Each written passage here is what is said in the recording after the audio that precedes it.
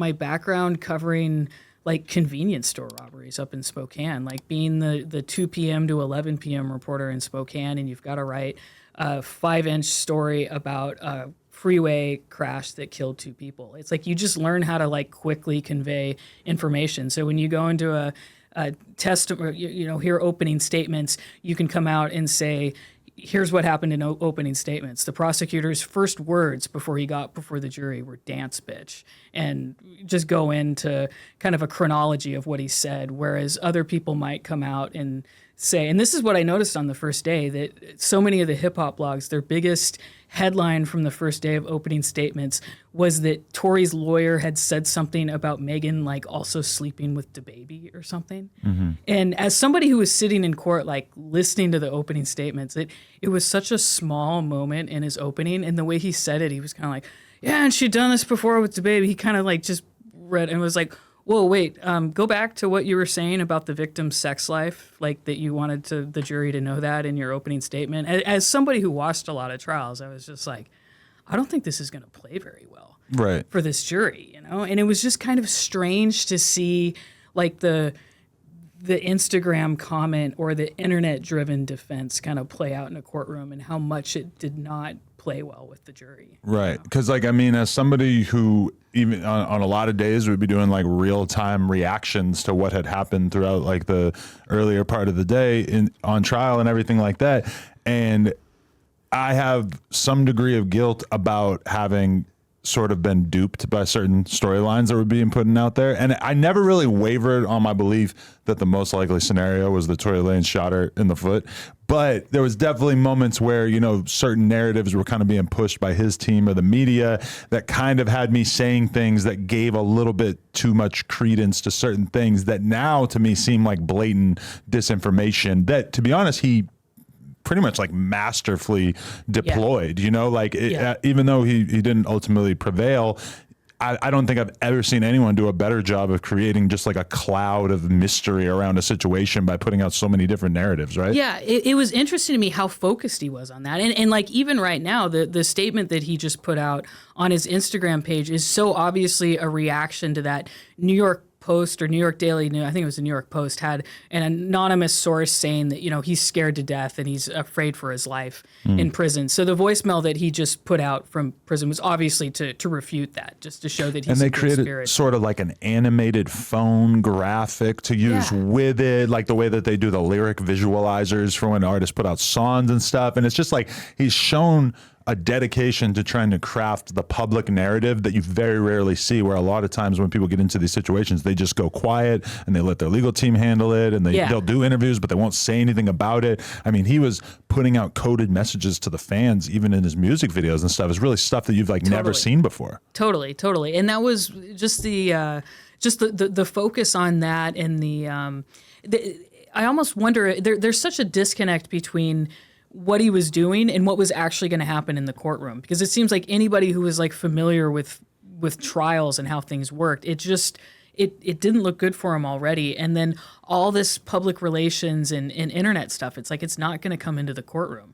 And that's why after the conviction is when I really started feeling like the heat online from all his fans, because the masses had kind of died down and they were still there. But it was just bizarre to me, because I'm like, he's been convicted. Like, this is over. Like, all the energy that they spent on all this post-conviction stuff should have been put on a better trial, because, I just think he was ill-served by his decision to switch out Sean Hawley and then go with George McDesian at the last minute, because he wanted somebody to embrace the Kelsey Kelsey Shotter defense. But it's like, this is a really serious case. And I mean, the idea that after he was convicted, he wasn't just totally screwed and was going to go to prison for a few years. I mean, he wasn't going to get a new trial. He's not going to get one now.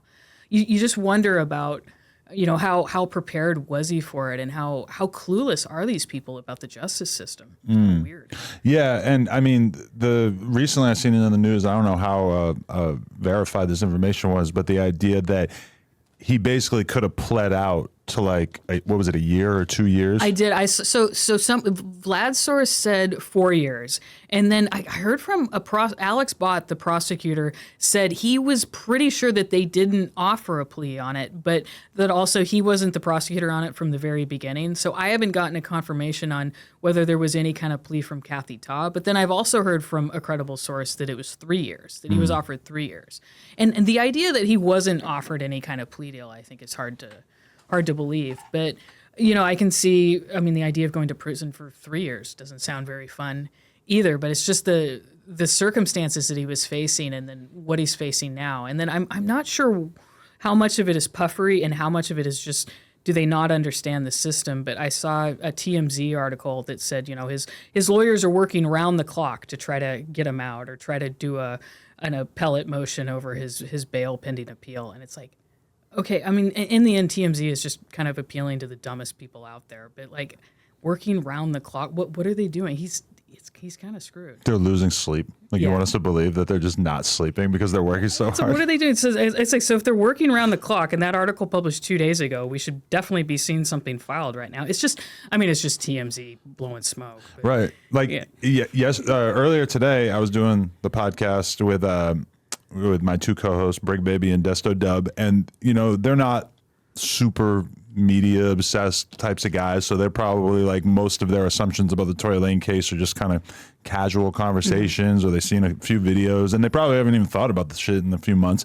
But I mentioned that I was interviewing you, and they both, when I said that I believed that yes, he shot her in the foot, that they kind of looked at me as if I was a conspiracy theorist, or as if they were surprised that I was going along with the mainstream narrative on this, which, I mean, I've had the same experience when people realize that I got vaccinated, and they're like, or when people realize I voted for Joe Biden, where it's like, these things that seem extremely logical and rational to me are very easily cast in this like extremely suspicious anti-expert light that kind of, and I remember once, like, when Trump got arrested, or when Trump got arrested, well, I guess that has happened as well. When Trump got elected, that there was just like a lot of people that I respect saying, the bad thing about this is not just the fact that he's president, it's that it's going to normalize lying.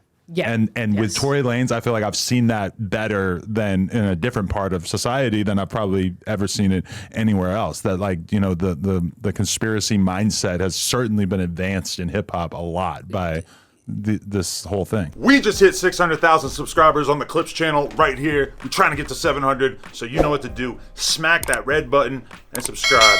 Appreciate you.